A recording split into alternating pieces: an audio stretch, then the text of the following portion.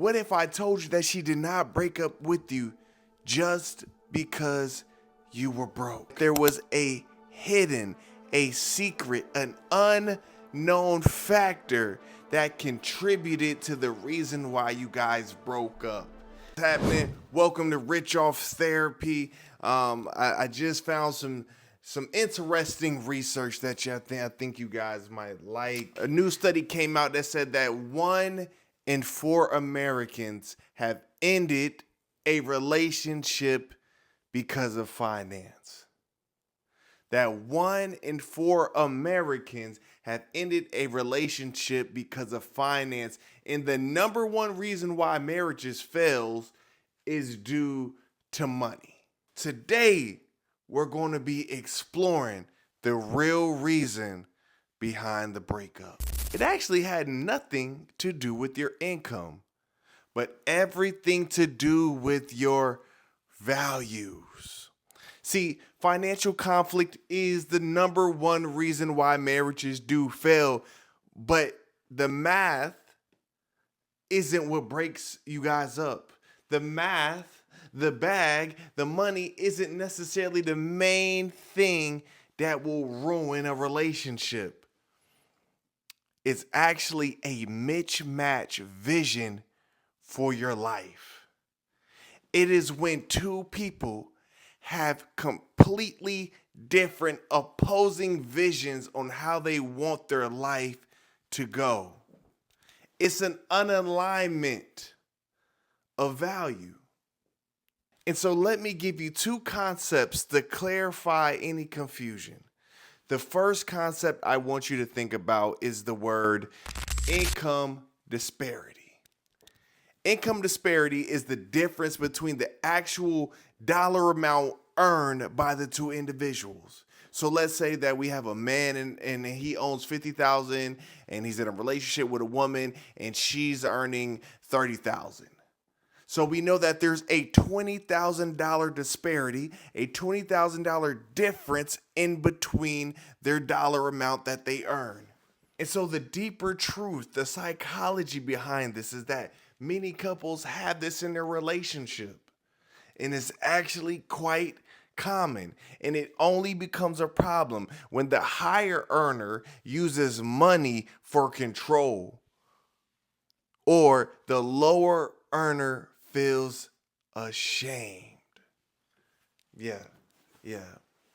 The person who earns more feels like they have more say-so about what's going on in the household. The person who earns more feels like they can dictate the dynamics of the household. They have more say-so. They pay more bills, so their rule should supersede the other person's. Or the person who's earning less starts to isolate, feels guilty, no longer feels like they have any value, so they can't express themselves in the same manner that they did in the beginning of the relationship. And then the questions come up like, yo, you've been distant lately. They're agitated, they're upset, they're frustrated because they have tied their value to a number. And they're comparing it against their partner. Oh man, that's deep. That's deep. They have tied their value to a number and they're comparing it against their partner. And it leaves them feeling empty. It leaves them feeling like a failure. It leaves them feeling like they have nothing to offer to the relationship. And it will ultimately drag the relationship down. And so we have 2 toxic traits. On one end, we have somebody who could be overbearing, controlling, a tyrant. And on the other end, we can have somebody who is suffering from who is suffering from a lack of self-esteem, that they're dragging the relationship down with their suffering. The second point I want to talk to is lifestyle discrepancy. This is the mismatch in how partners believe money should be shared, spent, saved, or valued.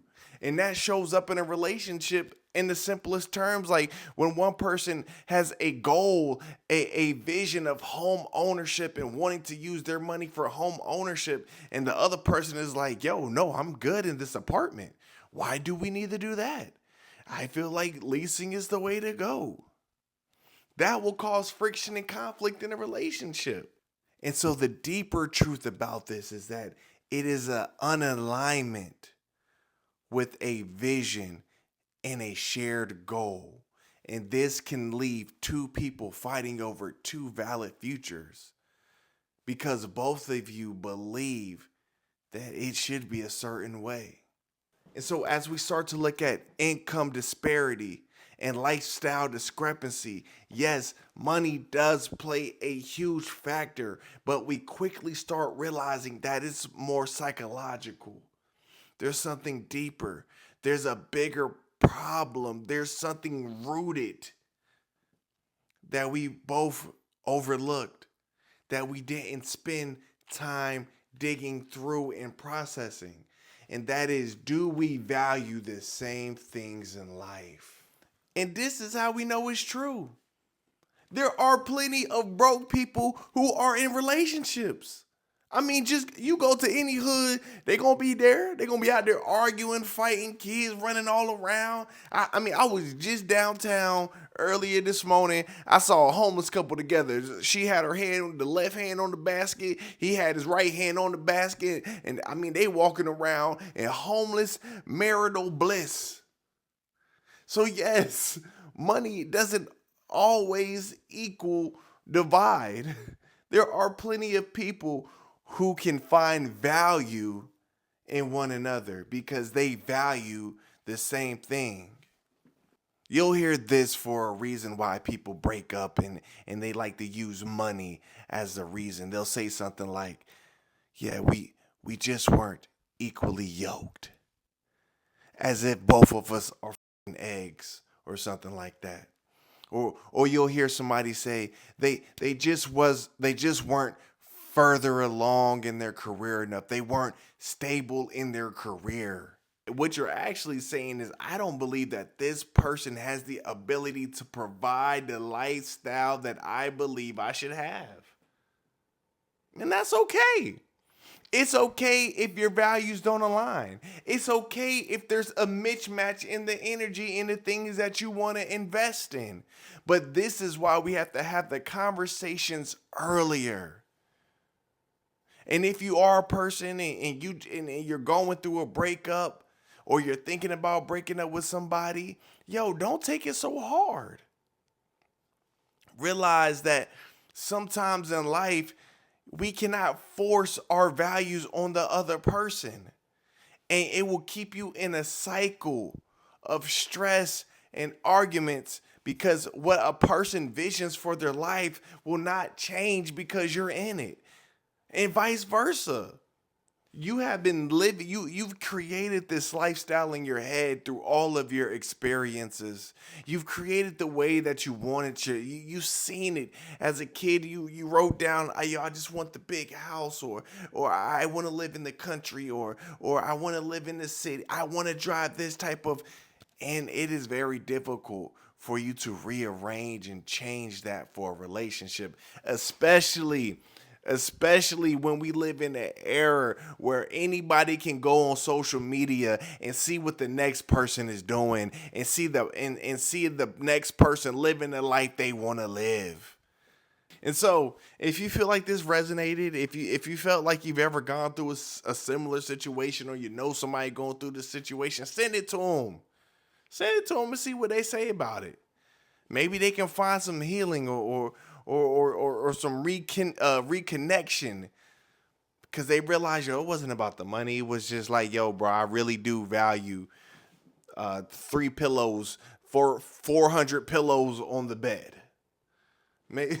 Maybe that's what it boils down. You wanted one pillow, she wanted 400 pillows, and y'all can meet in the middle. But if you enjoyed it, man, like, share the video, comment below, because you know I do comment back. Until next time, guys, I'm going to holla at you guys later, man.